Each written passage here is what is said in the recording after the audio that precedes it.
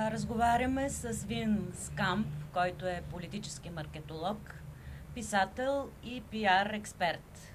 Съветвал е 4 белгийски премиери, автор на книгата "Наемник отвътре", отнася се за политическия пиар, "Приказки за деца" и още други книги. Господин Скамп, разговорът ни е тук в София през лятото на 2013 година. В момента протестират хора от Съединени американски щати, Египет, Русия, Испания, Бразилия, Турция, България. Твърди се, че общото между тези протестни движения е, че те не вярват нито на политическия, нито на бизнес елита. Така ли смятате? Mr. Scamp, we are here and you are here in Sofia in the middle of the summer. And all over the world, citizens protest in the USA, in Egypt, in Turkey, in Bulgaria, and it is assumed, it is claimed, that they don't like political elite and the business elite, as a specialist in this field. Do you agree with this? Partly, because I think there's a big difference between the protest movements in the Maghreb world, Egypt, Libya, Tunisia, let's say Turkey. It's not the Maghreb, but well, these are Islamic countries. They have no traditions except Turkey. Частично съм съгласен, тъй като има особеност в протестите, които се случват в района на Магреба. Тунис, Египет, разбира се, Турция не точно към този район, но там проблемите са по-различни от останалия свят. These are Islamic countries without any tradition of democracy, and they try now to find out democracy. Problem is that they don't know what is democracy, and that it's an eternal searching and searching and searching for the ways democracy can be fulfilled in their countries. And това са главно ислямски страни, които нямат опит и традиции в демокрацията, така че сегашните протести са свързани с търсенето на път, на начин да разберат какво се случва, когато демокрацията действа и как би трябвало да стигнат до това състояние. Then you have a second part of protest movements, and these are mostly movements in Western Europe. There's another kind of protest. I think about Spain, Portugal, let's say Greece. Greece is Western Europe. Historically, it's Western Europe. Well, there it's all linked with the bank crisis, with an unemployment, what is growing and growing and growing, and that kind of protest is completely different with that in the Maghreb. Втората част на протестите, за които говорите, е в Европа. Това, което се случва в Испания, в Португалия, в Гърция и другаде, е свързано с банковата криза, с безработицата, която расте и расте и расте. И тук фокусът е върху други проблеми. Then you get a crisis, protest movement, like here in Bulgaria, but also in Russia. Let's be honest. Well, here, I think, as West European citizen, I think that here not only bank crisis or economic crisis, but that here you get a special problem of corruption and oligarchy. Когато погледнем вече към България и Русия, нека да бъда откровен, става дума за по-широк район, тук не става дума вече за банкова криза или нещо друго. Хората протестират заради две неща – корупция и олигархия. So, conclude that you have all over the world, let's say all over Europe and North Africa, Middle East, that you have a big movement, one movement. That's not true. You get at least three different kind of movements. Така че да заключим, ние имаме протести в Северна Африка, в Америка, в Европа и тук при вас. Става дума за три части на едно голямо движение, а не за нещо, което е единно и може да го определиш по един и същи начин. Окей? Това вероятно ще бъде така повода за нашата следваща среща, но бих искала да ви попитам, вие сте приятел на България, познавате отблизо голяма част от българските политици, от нашия политически елит. Как ви се вижда в момента ситуацията у нас и каква е вашата прогноза за напред, за бъдещето на нашата страна, за бъдещето на България? We shall come to this topic maybe in the future again, but you are a long-lasting friend of Bulgaria. You know most of Bulgarian elite, political elite. What is your vision?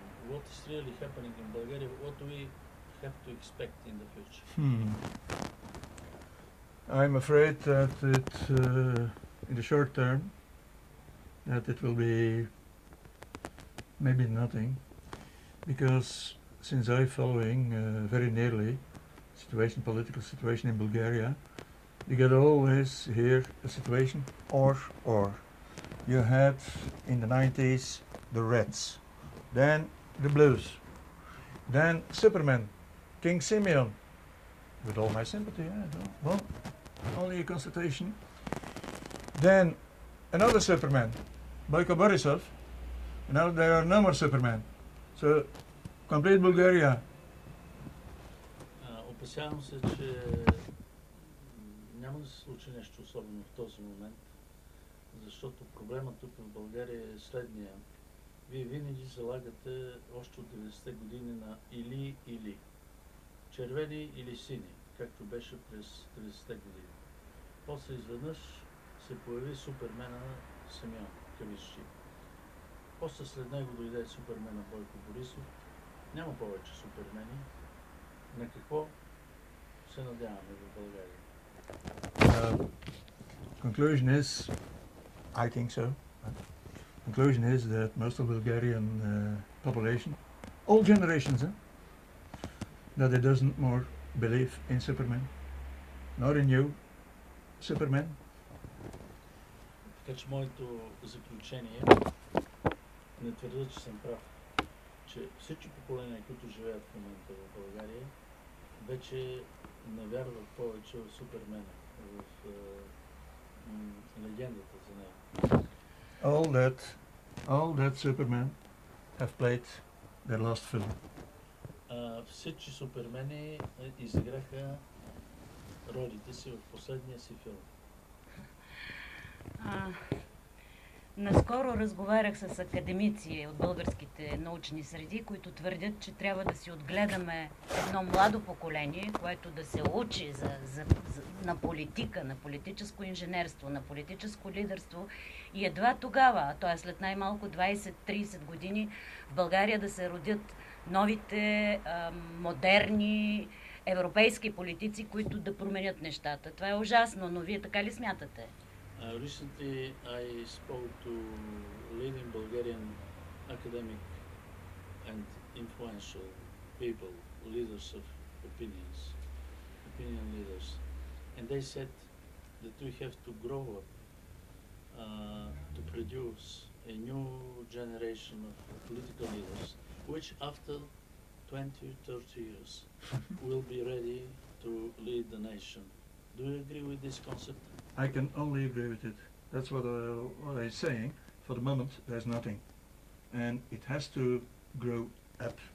And then we can hope that, let's hope for Bulgaria, not in 30 years or in 20 years, but let's say in 10 years, there will be a beginning of that new generation that at that moment will be able to make new, modern and honest politics. Съгласен съм. Не случайно аз говорих, че в момента не може да се случи нищо съществено. тези лидери трябва да бъдат създадени, отгледани не след 20 или 30 години, след 10 години. На Турция е необходимо 20 години, за да може да се изгради една модерна демократична държава, едно европейско общество. Сега бих искала да ви върна към 2001 година, когато в Брюксел, в култовото заведение Последната халюцинация, вие сте се срещнал с една група лидери на тогавашната нова левица. На срещата е присъствал Георги Първанов в лицето си на председател на БСП и на Нова левица, професор Кръстьо Петков, лидер на ОБТ, Николай Камов, партия Социал-демократи, Петър Агов, БСДП. И на срещата... And keep silence about the fifth man. I will tell you. I understand the question. Yes, but I have to translate. May I bring you back to 2001? May I bring you back to 2001? Mm-hmm. I learned that you met in Brussels in the emblematic Ultimate hallucination. Yes, restaurant, the last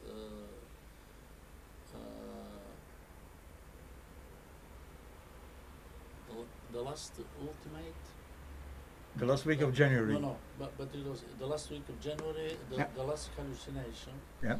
And then you met and you talked to the leaders then of so-called New Lefts, Георги Първанов, then the chairman of BSP, Professor Кръстьо Петков, the chairman of the Labour Bloc, Николай Камов, Social Democrats, chairman of the и Сергей Станишев, and Petar Agov, the chairman of the Bulgarian Social Democratic Party.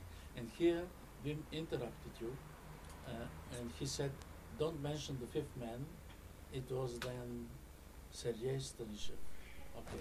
Сергей Станишев, международен секретар на БСП, който е бил в ролята си на преводач. International secretary then of the BSP, very young, and he was the interpreter of Първанов. Yeah, you told it all. Тогава целта на тази среща... What was the purpose of this? Look, we had in 2001 the Sudden announced that King Simeon, Tsar Simeon, would participate in the general elections of 2002. По това време се получи изненадващата новина, че бившият цар Симеон, Сакско-Бургоцки, смята да участва в изборите в България в средата на годината. So this was the new Superman, of course. From the moment on that the announcement was made, great hope raised in the complete Bulgarian population. A new leader will help us, especially because King Simeon said, by announcing his participation, give me 100 days and I will change 800. Yes. Oh, I'm sorry. So 800. Huh? And I will complete situation here completely. Това беше новия Супермен, кавичи, разбира се. И той породи една огромна надежда сред българите, че той ще им помогне да се решат всички проблеми. А и той се готвеше да обяви прочутата си програма, че за 800 дни ще преобрази България, ще направи българите европейци по жизнен стандарт. So, at that moment, of course, every party, traditional party, had to change their campaign schemes. They were preparing their election campaign in a traditional way, and suddenly there was Simeon. We have to change our campaign preparation. И в такъв момент всички партии, които имат сериозни намерения за предизборна кампания, трябваше да променят сценария си. Те трябваше да отговорят на това предизвикателство. И той го казва така колоритно: ой, Симеон идва. Какво ще правим? Нещо трябва да се промени. Добре, какво посъветвахте тогава левицата? Възприеха ли те вашите идеи? To the Bulgarian New Lefts, did they follow your ideas, your concept? No, they didn't. Okay, they had a right to. It was Mr. Krøstьo Petkov who proposed to his colleagues of the New Left with a very opportunistic name, Coalition for Bulgaria, to listen to a certain Wim Skamp, me, but most of them, they knew me already because of my many visits before here in Bulgaria, and to do a presentation for an electoral campaign for the Bulgarian New Left. Не, те не ме послушаха. Това беше господин Кръстьо Петков, който препоръча да направим тази среща, но разбира се, всеки от тях, повечето от тях ме познаваха, тъй като аз съм идвал в България доста пъти. Само че тогава вече беше създадена коалиция с странното име Коалиция за България. Коалиция за България, което казва аз много не разбирах. Yeah. And so at that moment, it was the end of January, there was in Brussels a congress of the European Socialist Party. All social democratic and socialist parties of Europe were invited there. So they were there during 3 days and they had time.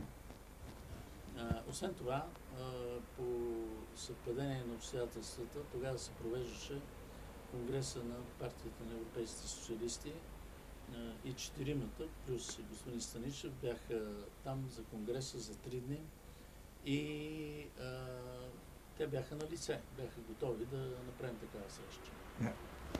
So I invited, together with Professor Jacques Wilrox, the Belgian president of BESTOB, we invited the 4 leaders of the Bulgarian left. Кръстьо Петков, Nikolai Markov, Neda Ragov, and Кръстьо Петков, of course.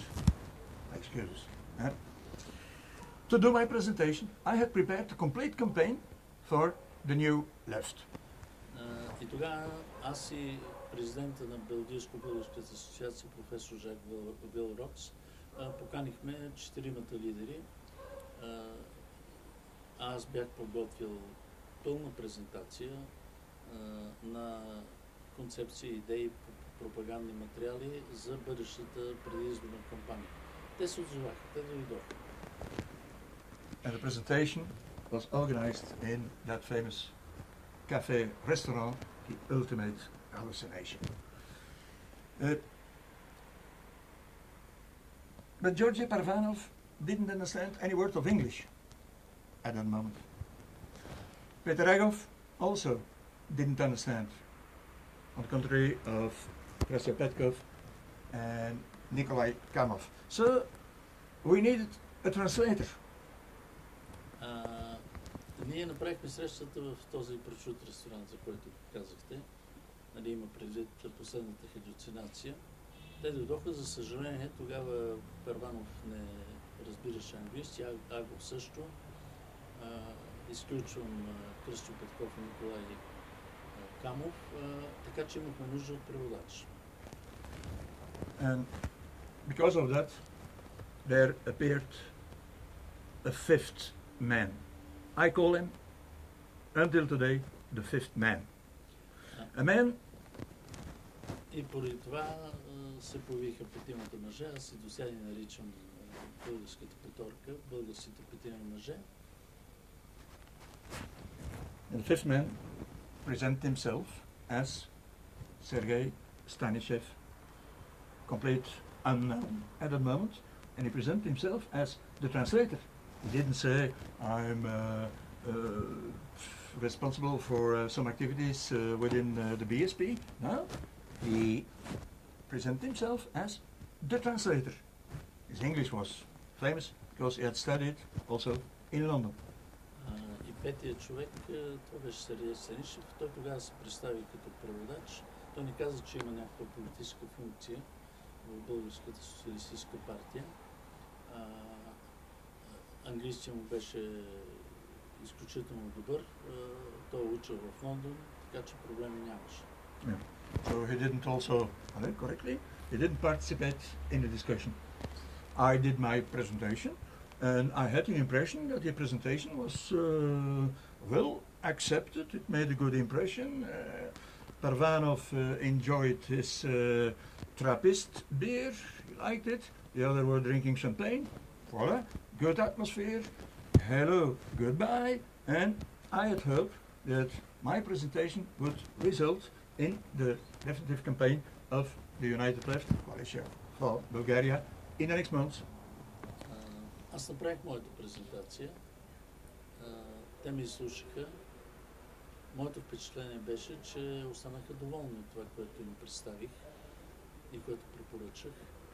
Първанов си пиеше бирата Трапист, най-добрата в Белгия. Другите пиха шампанско и си тръгнаха. Моето впечатление в този момент беше, че те ще вземат решение като Обединена левица и ще ме се обеднат. I have to say that the champagne was not oligarchic, it was at my cost. Нека да уточня, че това не беше олигархично шампанско, това беше най-обикновена марка, която поръчах. Окей, next. Социалистите загубиха катастрофално изборите срещу Симеон Сакскобургготски. Ако е удобно, бихте ли разкрил какво от вашите пиар предложения те не употребиха и къде сбъркаха? The socialists then,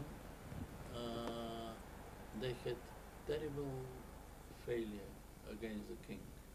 If it is convenient, would you share with us what kind of recommendations you put on the table they didn't follow?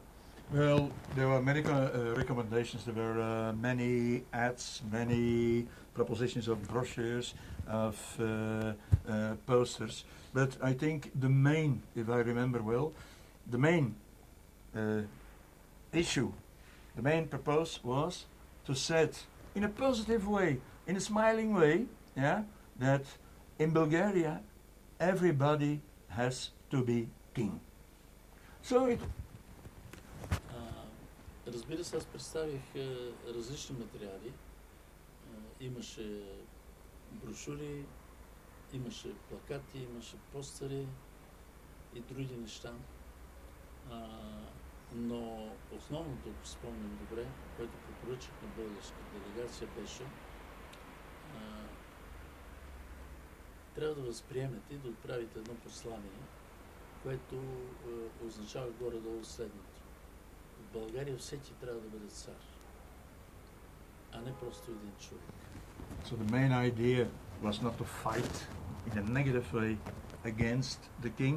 No, it was more a kind of welcome. Well, Mr. Simeon, Mr. Tsar, you have absolutely the right to participate in this election. But we want to say, we are guaranteed for it, that it concerns not only you, the Superman, the Super King, in Bulgaria. And there was need for, at that moment, in Bulgaria, everybody has to be king. И на мен ми се струва, че това беше полезно и интересно. Позитивно да се каже. Мистер Симеон, господин крал, важно е кой какъв е, но в момента най-важното е всеки в България да се почувства като крал, като цар. And finally, my proposition was not held, I can imagine, the BSP was really the powerful party in the coalition, went to Jacques Séguéla, the famous advertising man in France, who helped in the campaigns, he made the campaigns of François Mitterrand, the former president of France, and at that moment was he the campaign man of Lionel Jospin, the Prime Minister of France, who was also present in the Congress of the European Socialist Party. Разбира се, в край на краищата те не ме послушаха. После разбрах, да не бъркам, че те се консултирали с Жорж Сегела, един известен пиар специалист в Европа, който е работил за Митеран. В този момент той работеше за Лионел Жуспе. И са го предпочели него, разбира се. And I have to say, Jacques Seguela is a famous advertising man. Famous. He's one of the best in the world. But the campaign, I have to say it also, when I saw the final result, campaign, it was really middle of the road, quickly made. I think that Seguela said, well done, Jacques, and now we will give elaboration of that campaign to one of our junior creative directors in our agency in Paris. That's my opinion. И когато видях финалните резултати от вашите избори, моята реакция като професионалист беше, да, Seguela е прочут, но най-вероятно българската кампания е протекла последния начин. Той е извикал младши сътрудник и му казал, ето ти тук българите ме търсят, дай им предложение, те са го направили и виждате какъв е резултат. Okay, so next question. В началото на разговора казах, приятел сте на България, интересувате се от наши личности, които ще останат винаги в историята.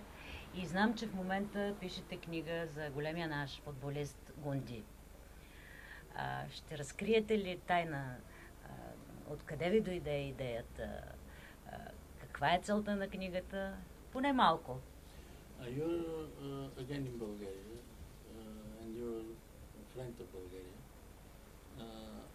Now I understood that you came to Bulgaria